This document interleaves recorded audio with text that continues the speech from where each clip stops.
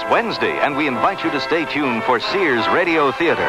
Today, you'll hear a story of mystery and suspense with Vincent Price as your host. Howard Duff stars as a detective, and Linda Kay Henning is the woman who hires him. The young man is shot to death in a park where 13 governesses are sitting. Listen for the 13th Governess. Sears Radio Theater will begin after this message from your local station. I want to go to old Chicago. I want to go on the ride. Take me to old Chicago. I want to win a prize. We'll see the clowns mess around. Maybe even go upside down. Sunday's not the end of this weekend. Old Chicago Amusement Park will be open this Monday for Washington's birthday from 1 to 9 p.m. with 40 exciting rides and attractions. I-55, the Stevenson Expressway, and Route 53.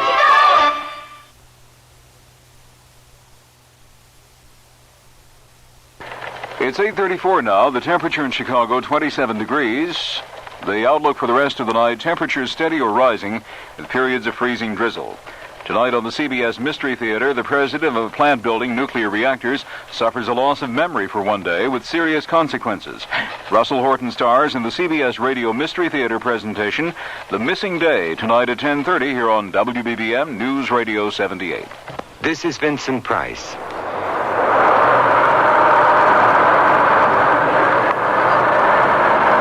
Except for the expensive briefcase he's carrying, the young man stepping off the bus looks like a college student. Dressed in casual clothes, he walks deliberately along a street lined with fully restored buildings. Ahead of him, a small child is trying to retrieve a ball which is stuck between the posts of a wrought iron fence. The young man sets down his briefcase and frees the ball. But when he turns around, the briefcase is gone. It's disappeared. No one else is on the street, only the young man and the boy. And oh yes, there, turning the corner, a figure dressed in white. A nurse, perhaps. Or a governess, since she's pushing a baby carriage. The young man hurries after her, but when he reaches the corner, the governess is gone. He crosses the street to a small green park. And there sit 13 governesses, alike in their white uniforms. And before each of them is a baby carriage. The young man wheels. There on the roof of the building which faces the park, a silhouetted figure aims a rifle. Bad boy! The young man, killed instantly, falls without making a sound. The governesses scatter, a mad rush of baby carriages clearing the park paths. The briefcase is gone. And that's only the beginning of our story.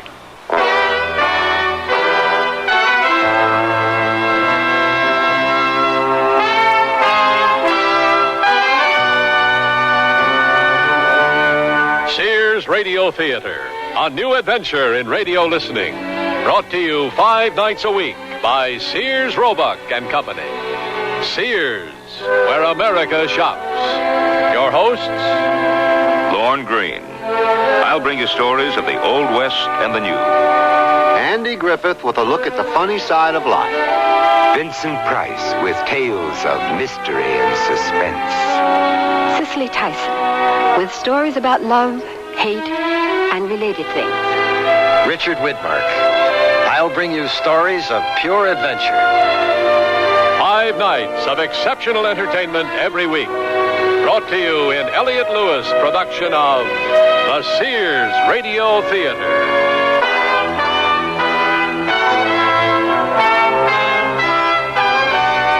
Our story, The 13th Governess by Elliott Lewis.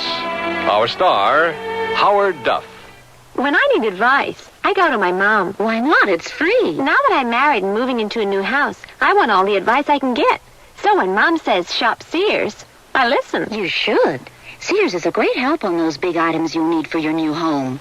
Major appliances like washers, dryers, and refrigerators. They'll deliver, install, and service. I always depend on Sears. You should, too. Sears, Sears, Sears, where America shops. Hey, look, in here, inside this stylish man's dress shirt. I'm a Sears Value Dress Shirt label just popping with pride because Sears Value Dress Shirts are sure to be popular for a number of reasons. They have fashion spread collars, come in classic patterns and solids in short and long sleeves. You'll appreciate the perma-pressed polyester or polyester cotton blends for easy care, plus at low value prices, what a buy! Just look for me, the Value Dress Shirt label at Sears Men's Store, where style, sense, and satisfaction combine to label me right for you. I love to eat. But it takes so long to cook. That's why we both love our new Kenmore microwave oven from Sears. I can cook a 5-pound roast medium rare in just 30 minutes, or 3 strips of bacon in 3.5 minutes on a paper plate. Bake 2 potatoes in 8 minutes, and cook vegetables faster than boiling them in water. That means less time in the kitchen. And more with you. Fast, clean, cool cooking with Sears Kenmore microwave ovens, all with automatic defrost. Choose the right model for your kitchen from the many styles available at most Sears retail stores. Your baby's room. Furnish it with the quaintness and charm of Sears Jenny Lynn's crib, dresser, and chest. Your baby will be secure in our old-fashioned crib built with high sides and a safety drop-side latch. And each handsome maple color piece comes in a non-toxic finish. Sears Jenny Lynn dresser and chest is furniture that will adapt gracefully as baby grows older, too. So visit us soon, because Sears has baby buys bundled up. Available at most Sears retail stores.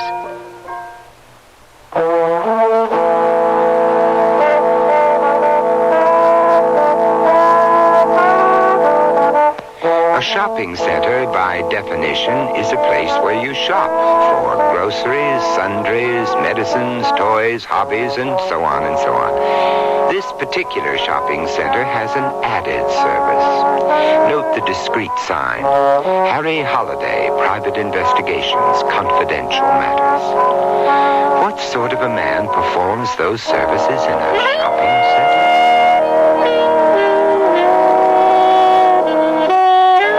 Did you ever want something so bad you could taste it? That's how bad I always wanted to be a private investigator. I don't remember when the idea first came to me. I only know that it was something I headed for. I worked as a cop, as a private guard. I took classes. I spent time working for one of those large outfits. I took tests. And son of a gun, I passed and I got a license. And here's what really has me shaking my head in wondrous delight. My first case was a murder. How's that for wish fulfillment? She was young, early 20s, stunning, gorgeous. You know, all those adjectives that means she was a knockout. Mr. Holliday? She wasn't dressed in black. She wasn't sobbing or distraught. None of those things. The dark glasses were the only clue that she was a widow. My name is Valerie Robeson. My husband was Matthew. He was... Yeah, I read about it in the paper. Killed with a rifle fired by person or persons unknown. I'm sorry. The police said the shot probably came from the top of a building that adjoins the park my husband was in. It's their feeling some neighborhood kid was fooling around taking pot shots and accidentally hit Matt. I came to you because their explanation is so improbable. Do you live near the park? No.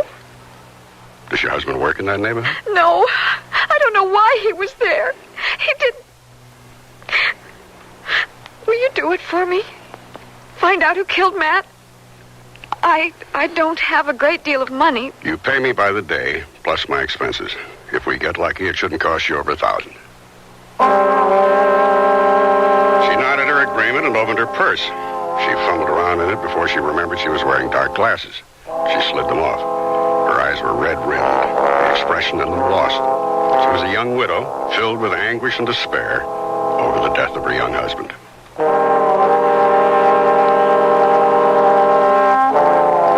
In the building from which the shot had been fired, a cold marble lobby separated door and elevators. Midway was a desk where renters picked up phone messages and mail, and where intruders such as me had to stop and be identified by an efficient-looking lady. I told her I was interested in renting an apartment, and she directed me to the rental agent, apartment 101, first door on your right after you turn left to the elevators. I rang, and the door was opened by a short, fiercely mustached man with bright blue eyes lined from peering into the sun. Sir? I'm interested in renting an apartment in this area. Oh, come in, sir, come in. Major Emery Griffiths, sir, retired from Her Majesty's service. Major? Mrs. Griffiths is the house renting agent, but she's not immediately at home. Now, how can I be of service, sir? Is there an apartment available on the top floor, overlooking the park? Oh, Jolly good time for the question, sir. Jolly good. The wards are planning a year-long cruise, you see. Well, out of the country 12 full months, and perhaps interested in subletting for that period, you know. Would that interest you? Why, yes, it might. My wife has this wish to settle in for a while, all that moving about the last 2 years, you know. He ate it up, nodding crisply at the invented travels my mythical wife and I had undertaken. The wards were out, he told me, and led me to the elevator located directly across the lobby from the eagle-eyed woman at the front desk who would have seen anyone coming or going. Is there a freight elevator for our furniture? Oh, yes. It runs from the basement to the top floor, at the opposite end of the building. Of course. Here we are. Now, if you'll follow me. Well, you're very fortunate. The wards only made their decision a day or two ago. Now we'll see if I brought the proper key, what? After you, sir. You'll see it's 2 bedrooms to the left and right before you reach the living room, which is directly ahead. And the kitchen is to your right, and there are 2 full baths. Lovely place, as you can see. Lovely. Our tenants often take the sun down there in the park, you know, where those governesses are sitting. Or we allow them to use the roof just above you, sir, which can be reached by stairs at either end of the building. Yeah, very nice. Very, very nice. I'd like to bring my wife, if you don't mind. I'd need her opinion. You understand that? Oh, of course, sir. Guy I went to school with, Ben Wheeler, works in the morgue of the morning newspaper, and he let me find a corner where I could go through the newspaper's filed stories of Matt Robeson's murder. You're suggesting Robeson's death wasn't an accident, sir? Well, his widow doesn't think so. This her, Harry? The pretty lady in black? Yeah, that's her. Behind her, her parents. Beside her, a family friend, Zachary West. How about that mustache? He's a hairy one, isn't he?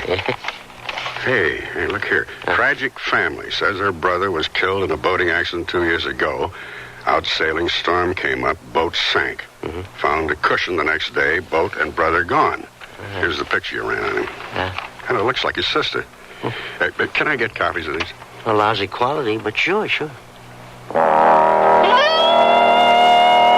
I found family friend Zachary West's address in the phone book and drove out there. A big sign out front read, Century One Apartments, first in a series of posh pads for swinging singles. I parked across the street just as a dashing red sports car shifted down, mufflers burping, and ducked into the underground garage.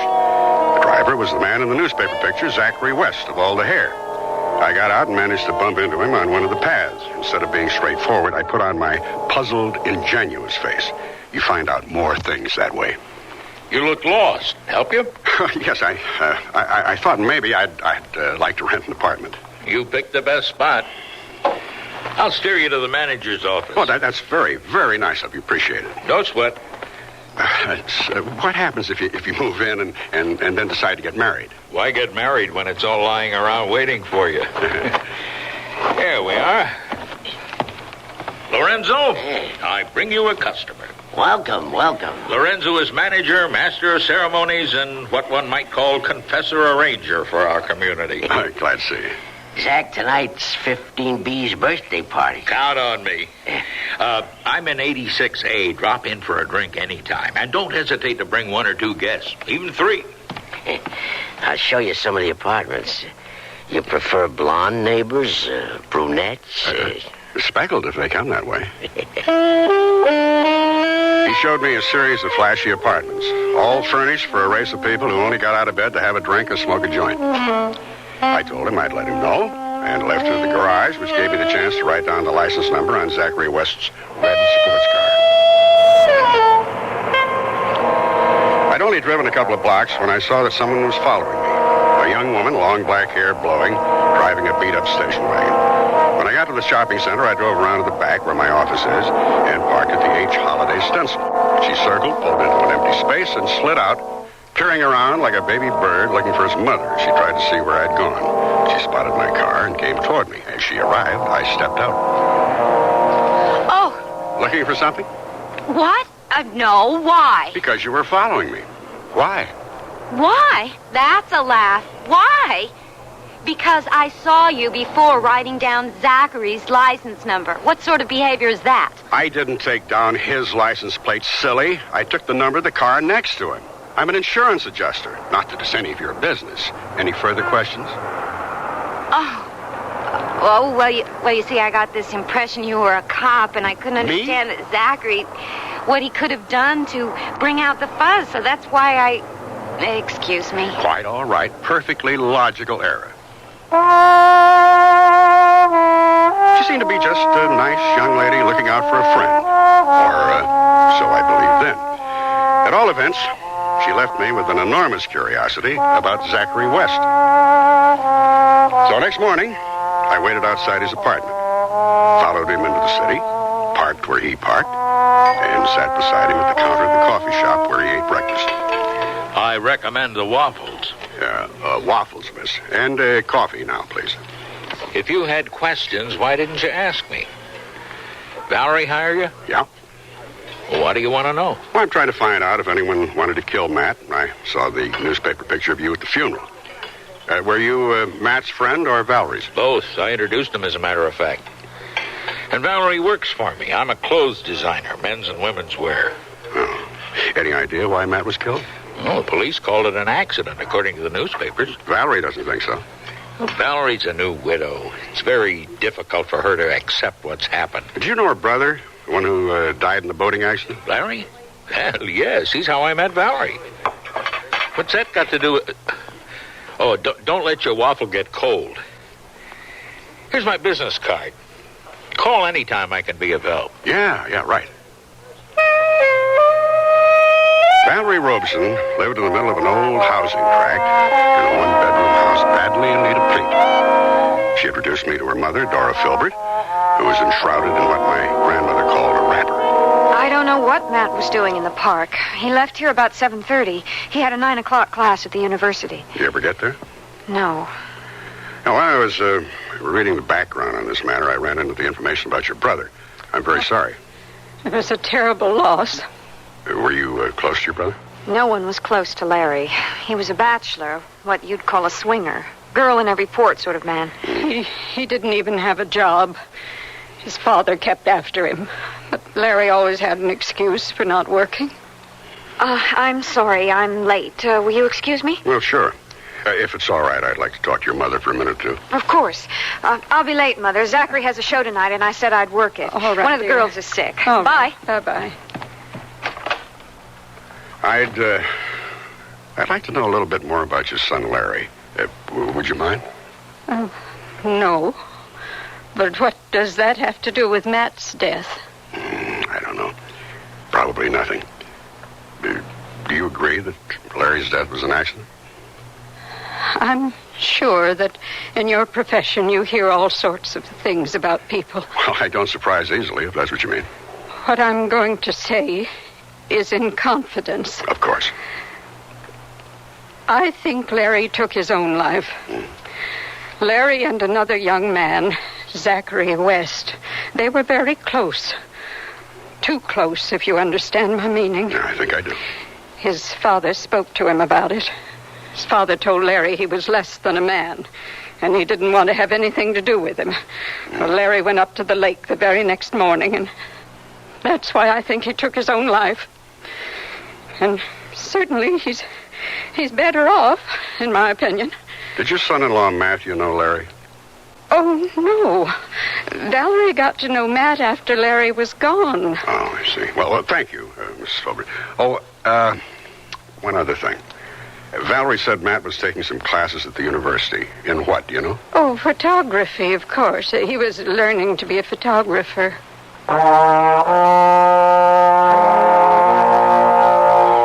Matt's photography instructor had been Norman Fields, a full-bearded, shaved-headed man. I met him in the mall outside the Fine Arts Building. I sat in the sun while he hunkered beneath a tree, rubbing the top of his head. What did you want to know about Matthew Robeson? And why would anyone want to kill the dreadful little twerp? His widow asked me the same question. Tell me about it. Well, now, let's see. I suppose you want to know if he was a good student, innovative, questioning, and so forth? Yeah, things like that. No. Although he spent an inordinate amount of time here. Matthew Robeson was a man who didn't even own a decent camera. And yet he was in my class. Now, one must ask oneself, why? Why? Because Matt's own personal interest for what motivated and guided him. His time here was spent in the darkroom. He cleaned it up, set out the chemicals, stacked, sorted the photographic papers, cleaned the enlargers. Any notion why? Oh, sure. He needed a place to develop his own work. Things he didn't want anyone else to see. Pictures? Of course. Did he keep the negatives and prints here? Oh, you mean no one has mentioned Matthew Robeson's attaché case? Why, that was the most obvious and apparent thing about him. He was a scruffy little man, late 20s, skinny, wild clothes, who always walked in a slouch hurriedly. He was never without this attaché case, like a small suitcase, very expensive, never out of his grasp. Well, I would assume that that's where he kept his goodies. Why goodies? Well, Matt Robeson was a man to do anything for a buck, and I mean that, literally. Whatever he was peddling was in that attaché case. Now, it's just a shame you didn't know him. You missed out on a real oddball.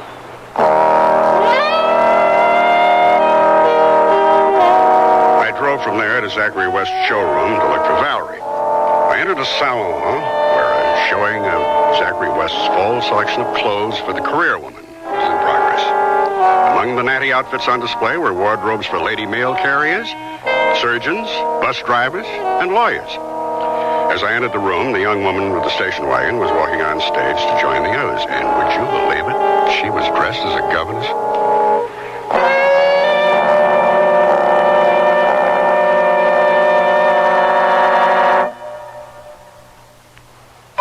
Sears, where America shops, invite you to apply for the Sears credit card. It gives you credit in over 3,600 Sears stores coast to coast. Whether you live or travel in any of the 50 states, there's a Sears store where you can shop for what you need for your family, home, or car.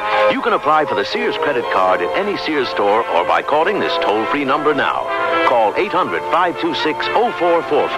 That's 800-526-0444. New Jersey residents call 800-652-2777. I can't believe they can do it for $19.99. Installed? The aluminized Sears muzzler is only $19.99 installed. And listen to the muzzler promise. Sears promises that the muzzler will last as long as you own your American-made car. Or return it for refund or replacement free. And if Sears installed it, they'll install the new one free. Well, you can't beat that. I think it's fantastic. It's a great promise. The muzzler, just $19.99 installed. Clamps if needed, 99 cents each extra. Sizes to fit most American-made cars. Prices may vary in Alaska and Hawaii at most Sears Tire and Auto Centers. Nearly everyone at our party mentioned our new Sears Dream Supreme carpeting. Didn't anyone say anything about my rutabaga dip? Marvin said Dream Supreme looks so thick and luxurious. He loved its velvety, soft plush pile. What about my rutabaga dip? Eloise adored the color of my rutabaga dip. I told her that avocado lime is just one of Dream Supreme's 20 lustrous colors, and when Doris heard that Dream Supreme is so reasonably priced and treated with Scotchgard brand fabric protector... Okay, what about my tuna fish upside down cake? Dream Supreme carpeting in most larger Sears retail stores.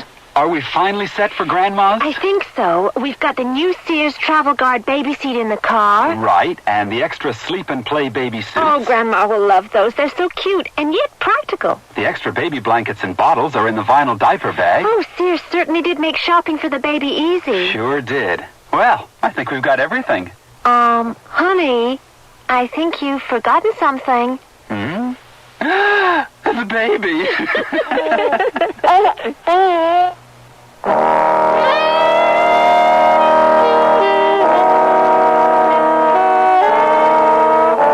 Harry Holiday wasn't comfortable sitting on a folding wooden chair watching a fashion show. But being the gung-ho type fellow he was, he sat there like a little gentleman and took it all in. When the show was over, he bought his client a drink in one of those dark English tavern replicas where patrons hid in shadowy booths tucked into dark corners. His attaché case? Mm-hmm. He wasn't carrying it when he was shot. Any idea where it might be? No, he never put it down. He lugged it around all the time. I can't imagine where it is. When you asked me to help you, did you suspect something? Suspect? Well, that he might have been seeing someone else, and that's what he was doing in the park that morning, meeting somebody? Oh, no, I never thought Matt would cheat. He wasn't that sort of man. Matt's only weakness was his greed. Oh, he was a sweet, dear man when we got married. Then, well, somehow I must have given him the impression, led him to believe that, Well, that I was dissatisfied with our life, that I expected more from him. And I didn't, really. It's just that I kept hoping he'd find himself, stop drifting. That terrible, restless drifting. I don't know why, because I don't find any connection. But I can't help remembering that in the pictures I saw of your brother's funeral, there was no casket. Was he cremated? No, because there wasn't a body. They never recovered it? They told us that often happens in deep lakes. The body is trapped in the boat. We held the services anyway, of course. Oh, yes, of course. The next morning, I called an old Army buddy who worked for the Department of Motor Vehicles and gave him the license plate number of the battered station wagon and asked for the owner's name and address. And then I got a phone call from the answering service of Major Griffiths, who wanted to speak to me. Oh, that apartment you liked is available. The major told me. The wards had found a freighter leaving with the tide tomorrow night. Yes, the place needs a bit of cleaning, you know. Some soap and water, and she'll pass inspection. I'll hang on to it until your wife comes by, what? I thanked him, had some breakfast, and went over there. The major and his wife were out. The lady sitting guard over the front desk told me. But Mrs. Ward was expecting me. Just go right on up. I did. Oh, you must be Mr. Holliday about the apartment. That's right. Isn't your wife? She'll be along later. I left word at the desk to send her up. Oh, please come in. Thank you. You'll forgive the mess, but suddenly we're on our way, and it's really so exciting. All the way around the world, can you imagine? And on a freighter.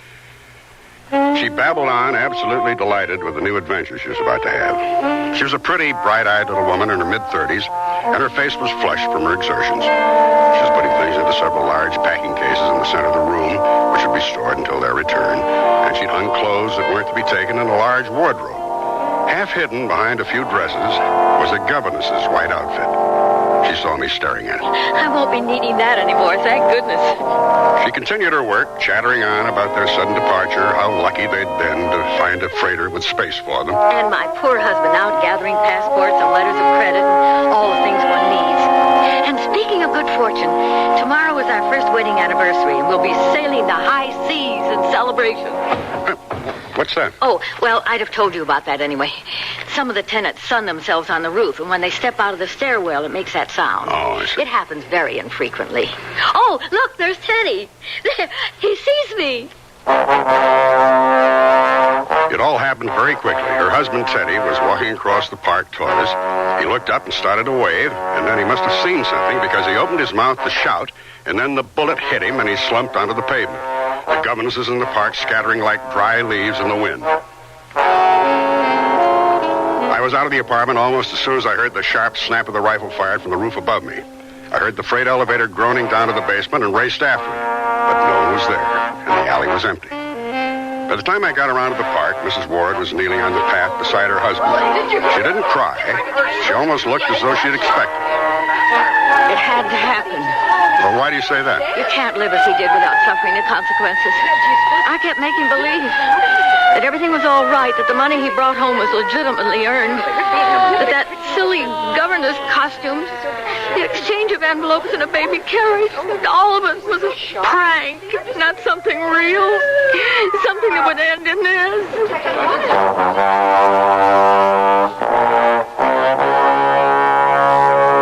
She didn't say anything more to me. She answered questions put to her by the first policeman to arrive, and then spoke to the homicide men. They questioned me, I told them what I'd observed, and nothing more, then ducked out of there. Soon after I got back in the office, the call I'd been afraid I'd get came in. The police just left. We can't believe it. It's been 2 years, and he never... I'd like to come by later in the day. My father's coming down to be with us. Who did it? Who shot Larry? Or, what was he calling himself? Teddy Ward? I don't think they know who shot him. And it's something to do with Matt's death. It happened the same way in the same place. That's what I'm trying to find out. The minute I hung up, I got a call from my buddy at the Department of Motor Vehicles. The owner of the station wagon was Roxanne Lucetti, and he gave me her address, a place called the Aloha Arms. Her apartment faced the court, which featured a postage stamp-sized swimming pool, being cleaned by a tan young man with long blonde hair and an earring. Yeah? What? Well, look who's here. What do you want? Well, I'd like to ask you a couple of questions. Come in, although I don't recall we have any unfinished business to discuss. Hey, nice little apartment. Your mother decorated? What's that supposed to mean? Well, nothing really, but everything's sort of square in here, and you seem to me to be more of an individualist. What's the matter with you? You come in here without a how do you do or how are you feeling today, then you start to make critical statements about me and my family. Not critical at all. No criticism implied or intended. What sort of a person are you making fun of me? Hey, come on. Take it easy with that bag. Hey, no! Hey, what do you got in here? Concrete? Come on now. Now, No, fun's fun. Now, give me that. That's personal. Hey! Don't open it! What have we got here?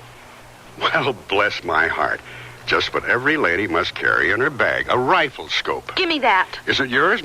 Is this your scope? I didn't realize you were a marksman. Markswoman. It's not mine. Well, why is it in your bag? This friend asked me to sell it for him. What friend? I don't remember his name. Now go away. You know, you're really a terrible liar. Your whole character changes. I like you better when you're yelling and screaming.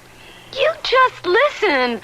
I was nice enough to allow you to come into my apartment, and then all you do is cast aspersion after aspersions at me and my friends, and it's none of your bleep business. So why don't you just go away and leave me alone? What kind of a jerk are you? Okay, gotcha. I stopped for a minute outside the door. I couldn't be sure, but I thought I heard her crying. Crying her heart out, as the fellow says.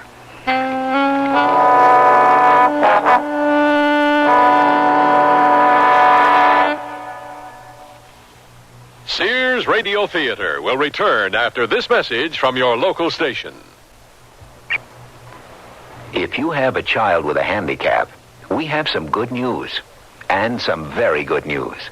The good news is there's a new law that guarantees your child the right to the special education he needs. Evaluation procedures conform to the corresponding requirements in the final regulation of Section 504. But here's the very good news. The term continuum, as with least restrictive environment, is commonly used by... You don't have to hire a lawyer to explain how this rather complicated new law can help your child. Is in accordance with specific performance criteria related to the program objective. We can explain the law in clear, simple language. Free. Information under sub-clause E of Clause 1 of subsection B. The Commissioner there... Just write Closer Look, Box 1492, Washington, D.C., 20013.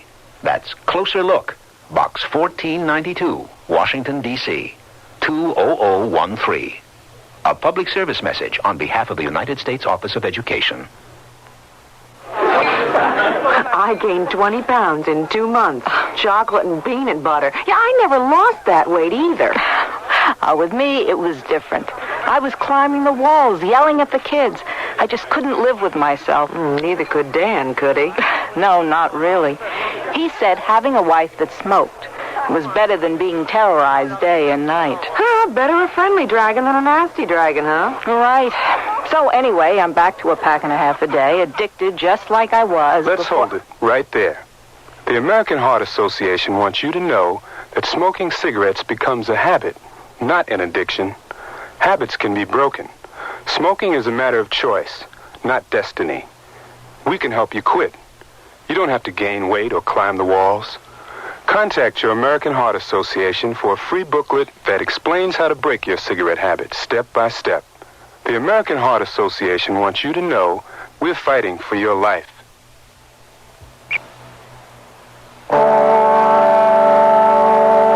Vincent Price again, and here's the concluding act of The 13th Governess. I think you can sense death around the place. The Robeson house seemed to be engulfed in it. The house itself appeared to be in mourning, although it probably was only the gray, sullen day. Valerie let me in. Her mother and father were sitting in the living room, coffee cups balanced in their hands, as though they'd forgotten they were holding them. Mr. Filbert was a tall, slender man with thinning hair and steel-framed eyeglasses, who looked as though he might once have been head clerk in a hardware store.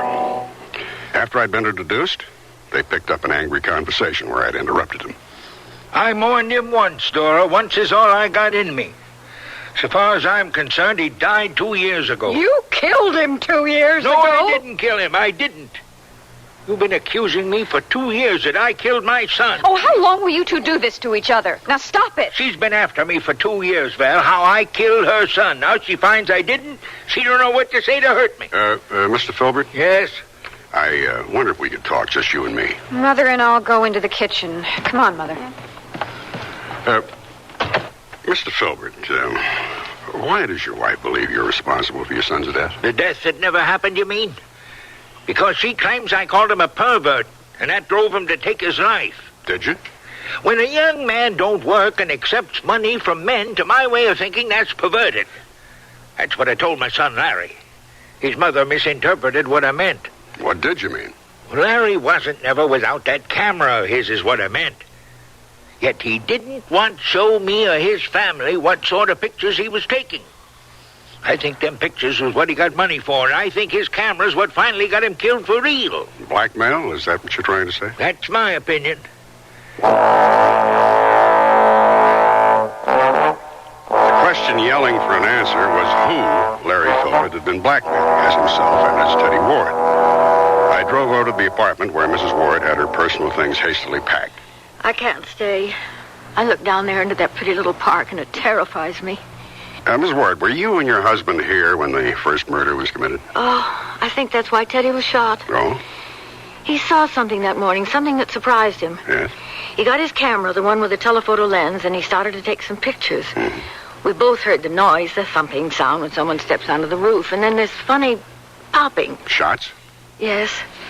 And the young man in the park fell. The governesses all ran, of course. Teddy dashed out the door with his camera. He came back before the police arrived, and he was laughing. Can you imagine that? We're going to take a trip around the world, he told me. First cabin around the globe, because my ship just came in. He developed his own films, of course. Here? Yes, in here. She led me to a bathroom her husband had used as a dark room, crowded with enlarger, tanks, chemicals, and papers. She searched through a drawer until she found a picture taken with the telephoto of young Matt Robeson in the park just before he was shot.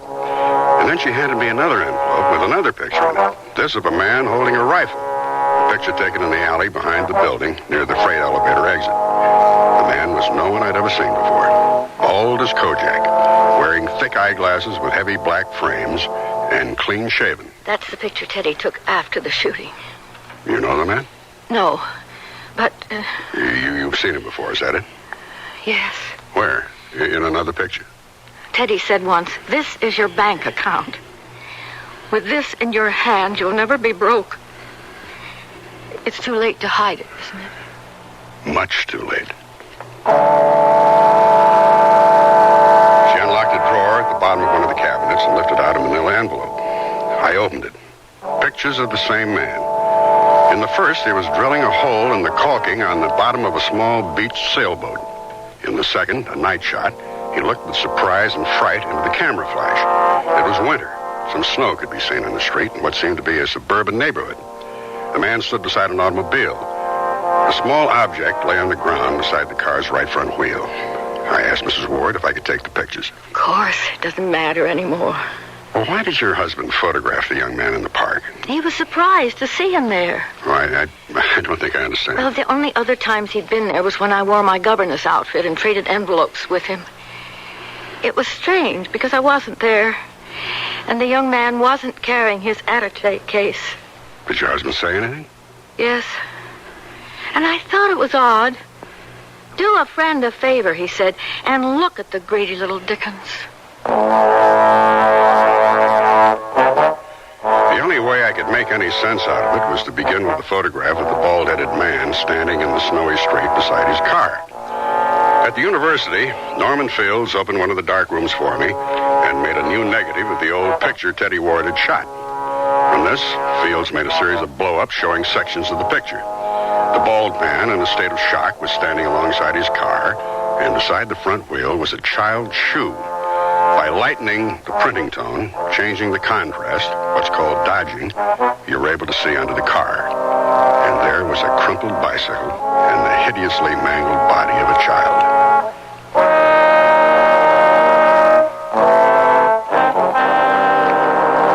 was the only one involved in the mess who'd known all the principals through everything that had happened, and I wanted to ask him who the man was. Buy you a drink? Oh, yeah, thanks. Vodka on the rocks. Fine. What brings you here? I'm trying to locate somebody. Someone I know? Well, I think maybe you do. Here's your drink. Thank you. I'll leave the door open and we can talk while I get cleaned up. Man or woman? Man. Any idea where I'd know him from? He had a business arrangement with Larry Filbert. Say, did you read about that? Can you imagine a guy changing his name, living a whole other life? This man I'm looking for knew Larry Filbert, and I think also knew him as Teddy Ward. No kidding. Excuse me. Sure. He shot Matt Robeson and Larry Filbert, Teddy Ward, whatever you call him, with a rifle. What do you want me to do? I don't follow you. I know what this man looks like. I'll show you his picture, and maybe you can identify him. I'm glad to help, of course, but up to now you haven't given me too many clues on the guy. Bald with dark-framed glasses, that isn't much to go on. Clean-shaven, too, you said, huh? You know how it is when something strikes you? I hadn't said anything about how my phantom murderer looked, and out came the description to a T from Zachary West.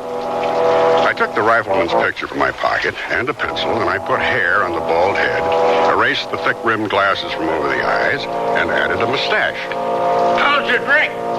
Fine. Let me ask you something. Shoot. How did you feel when you found out your new blackmailer, Teddy Ward, was really Larry Filbert, the man you thought you'd killed in that boat accident? Hey, slow down. You're throwing a lot of names at me like I'm supposed to know them. Well, no, that's not true. You know them. Larry blackmailed you after the hit-and-run accident with the child, so you tried to get rid of him by sinking his boat. So now here you are in town, thinking you're out of it, and Teddy Ward calls you, and the whole thing starts again. Only this time, there's more. There are pictures of you sinking the boat. I keep trying to imagine what you looked like when you found out you were being blackmailed by a dead man. I mean, wow, I would have had a fit. Well, what did you do? Follow Mrs. Ward to her apartment after she traded envelopes with Matt? That a picture of me? He was standing in the doorway, bald head, no mustache, no glasses. And just to make the picture complete, he was casually aiming the rifle in my general direction. Just enough so I wouldn't misunderstand him. Smart young fellow like you is bound to get into trouble. No, not so smart. Till a couple of minutes ago, I really thought there was another man. It's really remarkable what a hairpiece and a phony mustache and contact lenses can do to change a person. Remarkable. You know what troubles me, though? How'd poor Matt Robeson get involved in all this? His brother-in-law wanted to help him out, pass him a little money. I gave money to Roxanne, she gave it to Matt, he gave it to that governess until he got greedy and decided to go it on his own. Motivation. Money runs the ship, my lad. Money's what makes the world go round. Although I can't believe you're getting enough for what's about to happen to you. Move, please. We're getting out of here. Why'd you run away from the accident? If you'd stayed, maybe that little girl could have been saved. No way. Come along now. Happy birthday! Any more, Zach? Zach? Hey, where's Zach? We were just going out to pick him up. Well, his car's here. His friend Gilbert here drove it over. Gil, here, let me show him the rifle. Hey, look at this. Isn't it a beaut? Bought it for Zach for his birthday. Come on, Gil. We better get going. Hey, you guys will bring Zach to his party, won't you? I mean, we got all his booze and food and, you know, the trappings, little foxes, all sizes. We'll bring Zach back. Don't worry about it, but go ahead. Get the party started. Okay. Rifle in hand, I eased Zachary West out of there. He made a couple of moves, like he wanted to grab the gun or get away. But by the time we got to my car, he was a limp sack. All the fire was gone. He ducked the responsibility long ago. He'd run away, then killed two men who tried to bleed him. And finally, there wasn't any place to hide. No place at all. He sat in the front seat of the car, blinking his eyes behind the thick glasses, letting what had happened to him sink in.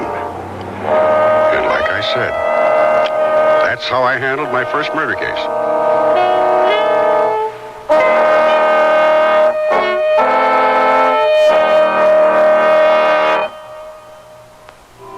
Generations ago, families dined by the warmth of the open hearth. Today, Sears rekindles this spirit with its open hearth dining room furniture. Faithfully rendered early American designs and careful workmanship give it an heirloom quality. The satin glow and warm highlighting of Sears open hearth take 26 steps to achieve. There's no shorter method to bring out the beauty of the wood. And like all good furniture, open hearth is made to last for a long time with sturdy tongue and groove and mortise and tenon construction. Choose from 16 different pieces of open hearth at most Sears retail stores. Want to buy some radios, but tires all look the same. You've got to have good feelings, you've got to trust the name. You know our reputation, remember what we said. When Sears is behind you, you come out ahead. Hey, look, in here. Inside this stylish man's dress shirt, I'm a Sears Value dress shirt label just popping with pride because Sears Value dress shirts are sure to be popular for a number of reasons. They have fashion spread collars, come in classic patterns and solids in short and long sleeves. You'll appreciate the perma-pressed polyester or polyester cotton blends for easy care, plus at low value prices, what a buy! Just look for me, the Value dress shirt label at Sears Men's Store, where style, sense, and satisfaction combine to label me right for you. I sell draperies at Sears. Yesterday, a lady came in and said that she'd been in and out of about every store in town looking for draperies and at this point didn't know what she wanted anymore. I asked questions about her tastes and decor and then made suggestions. She was thrilled. She found what she wanted and learned a little too. It made me feel good to know that I helped her out. Sears people are friendly people who help you find what you want. Sears, Sears, Sears, where America shops.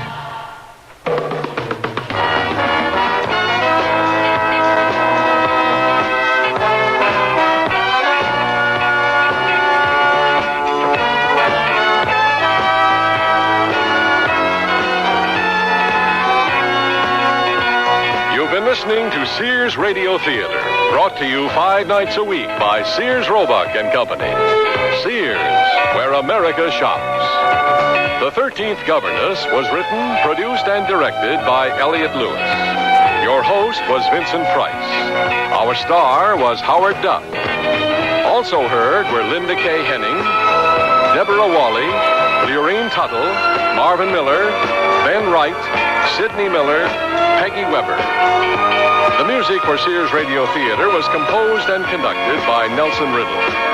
Art Gilmore speaking. The Elliott Lewis production of Sears Radio Theater is a presentation of CBR. I'm lost and lonely, scared and sad, trembling at the thought of making you mad. My love is yours, but at times you're so cold. If life's like this, take me before I grow old. This song was written by a man now serving time in a state prison. Most of the men and women in prison today were abused children, and many abused children grow up to abuse their own children. Child abusers can be helped. Find out how. Write Prevent Child Abuse, Box 2866, Chicago, Illinois, 60690. Please stop the hurt I've suffered since my birth. Join the abused child's fight. Put an end to their sleepless night. A message of the Ad Council and the National Committee for Prevention of Child Abuse. Your satisfaction is our satisfaction at Townsend Pontiac. Townsend Pontiac. You've got to go to Townsend Pontiac and buy a car. It's really important. It's important to you, and it's important to Mr. Townsend. Now, you could buy a beautiful new 79 Pontiac. Townsend has such a great selection, you won't have any trouble finding the car you want. Or you could buy a great new four-wheel drive International Scout. Boy, that'll take you where you've got to go and back again. Come on, it's important. Why? Well, Jack Townsend knows that once you're a Townsend customer, you wouldn't want to buy anywhere else. And that's important to Mr. Townsend. Your satisfaction is our satisfaction at Townsend Pontiac. 6300 Broadway, Townsend Pontiac. Merrillville, Indiana.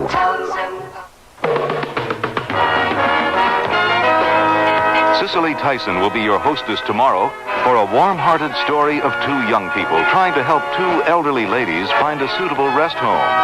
Our original story is called This Home is Dissolved, so be sure to tune in to this station tomorrow to hear the Sears Radio Theater.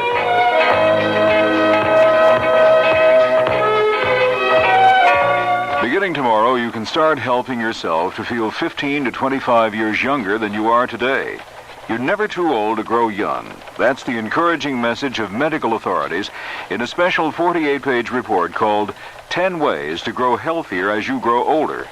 Based on recent medical research, this informative and useful report was prepared by America's largest Better Health magazine, Prevention.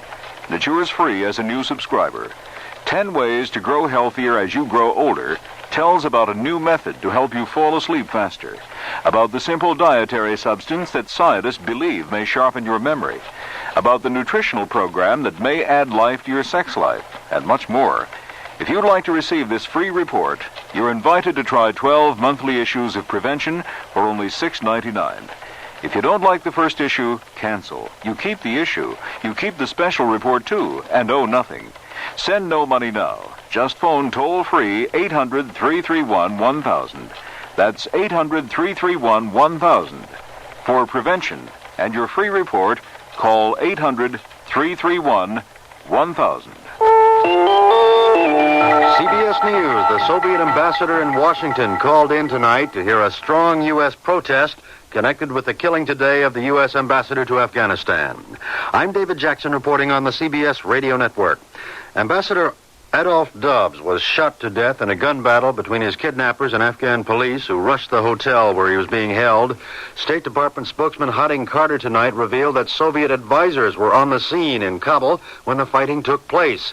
He says Acting Secretary of State Warren Christopher in Washington tonight summoned Soviet Ambassador Dobrynin to the State Department to lodge an official complaint about the role the advisors played. The Acting Secretary said that he was not accusing the Soviet advisors of responsibility for the ambassador's death. He did, however, charge them with failure to heed repeated requests by U.S. embassy officials that the assault on the hotel in which Ambassador Dubs was held not be undertaken. Carter also said some American citizens were taken from the U.S. Embassy in Iran when it was overrun by leftist guerrillas this morning. On the question of Americans missing from the compound, the last report we have is that some 18 Americans may in fact not have returned to the compound. However, it at least seems on the basis of the latest reports that their whereabouts is known and that they are reportedly going to be returned or are returning and are in any case physically okay. More news in a minute. I had it when I woke up this morning. Sinus, my worst ever, until I took Sign-Off. Send for Sign-Off. Sign-Off gives you all the pain relief of aspirin, plus relief from sinus pressure, congestion, even post-nasal drip. Send for Sign-Off. And for the fastest known form of congestion relief, Sign-Off Spray, Sineoff. Sign-Off. The sinus medicines in the bright red box. Is here. For occasional use only as directed. Here's news from Amana. You can get a $50 rebate check direct from Amana when you buy the Amana Touchmatic 2 radar range, the microwave oven that cooks by time, cooks to temperature, even holds at temperature to tenderize economy cuts of meat, and holds at serving temperature for late arrivals. So automatic it even remembers the time of day. So buy your radar range from your participating Amana retailer and get a $50 rebate check direct from Amana. Offer expires February 28, 1979. A cool reception for President Carter on his first day in Mexico. David Dow reports from Mexico City. Just 6 hours after arriving here, President Carter received the first pointed evidence of a new Mexico, backed by new oil wealth, determined to use that for new leverage and equality with the U.S. It came in the form of a luncheon toast by Mexico's president, Jose López Portillo, which sounded more like a stern lecture to the U.S. president. Mexico has suddenly found itself the center of American attention, said López Portillo. Attention that is a surprising mixture of interest, disdain, and fear, much like the recurring vague fears you yourselves inspire in certain areas of our national subconscious. At another point, the Mexican president warned that surprise moves are poisonous fruits, an apparent reference to the sudden scuttling by the U.S. of a deal for Mexican natural gas a year ago. The tone of Mr. Carter's toast was conciliatory, with attempts at humor, alluding even to an attack of Montezuma's revenge the president said he suffered in a previous visit during a performance of Mexico's famous Ballet Folklorico. David Dow, CBS News, with the president in Mexico City. The big three U.S. car makers in Detroit report overall new car sales picking up, increasing 14.3% in early February. GM and Ford scored the gains, but Chrysler sales were down about 3%. Now this. Fred, it's after midnight. Oh, look what you've done. Will you stop eating and go to bed? You'll never get up in the morning for work. I can't get to sleep. I took an aspirin, but I'm still wide awake. Well, what did you expect? Aspirin's for headaches. You need a sleeping aid to help you fall asleep. I'll get you some Compose when I go shopping. Some what? Compose. Go to bed, will you, while I clean up this mess? Headache? Take aspirin. Sleepless night? Take Compose. C-O-M-P-O-Z. Taken as directed before you go to bed, Compose actually helps you fall asleep when you want to fall asleep at bedtime. So what else happened at the office today, Fred? Did you get the order for that new job? Fred? Fred, you asleep? That's Compose for you. Headache? Take aspirin. Sleepless night? Take Compose. C-O-M-P-O-Z. Take only as directed. Compose is available at all drug counters. The Illinois State Senate today rejected a rule change that would have made it easier to pass the Equal Rights Amendment there. Observers say the defeat drastically reduces chances ERA will be approved in Illinois in the next 2 years. It's the only northern industrial state that has not passed ERA and has been the focus of a strong pro-ERA campaign. David Jackson, CBS News. Tonight's weather in Chicago, locally dense fog causing hazardous driving conditions, but warmer with periods of freezing drizzle. Temperatures will be steady, or they will rise, perhaps, to a high of 35 by tomorrow. Tomorrow we expect more freezing drizzle, becoming just plain drizzle, and snow likely by evening. Then on Thursday night, snow continuing with several inches accumulation possible. Windy with blowing snow and bitterly cold with lows 0 to 10 below. Friday, chance of snow flurries again at a high around 10 degrees. It's 27 degrees at all the reporting points in Chicago. The humidity's 100%. The wind east, 7 miles per hour. First in news, we're CBS, News Radio 78, WBBM, Chicago. It's 9:32. This is Alan Bickley on News Radio 78. In the news tonight, I-57 murderer Henry Brisman, now serving a 1,000 to 3,000 year prison sentence, has been indicted by a county grand jury on charges of murdering a fellow inmate.